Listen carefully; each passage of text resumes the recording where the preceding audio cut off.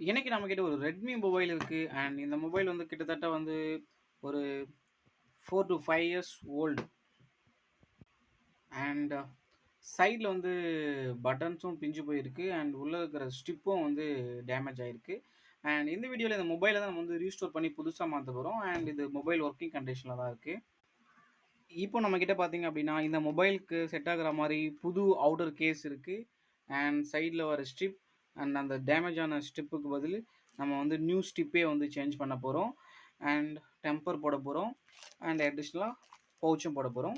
தென் இதெல்லாம் போட்ட பிறகு மொபைல் எப்படி இருக்குன்னு பார்க்கலாம். அவுட்டர் கேஸ் எல்லாமே வந்து டிஸ்கனெக்ட் பண்ணிவிடுங்க. அண்ட் பேட்டரி டிஸ்கனெக்ட் பண்ணிடலாம். அண்ட் எதுவுமே ஜஸ்ட் வந்து எல்லாமே வந்து கிளிப் டைப் தான். டிஸ்கனெக்ட் பண்ணிவிட்டு இந்த நம்ம போர்டை எடுத்துகிட்டு நம்ம என்ன பண்ண போகிறோம்னா அந்த ஸ்ட்ரிப்பை மாற்ற போகிறோம்.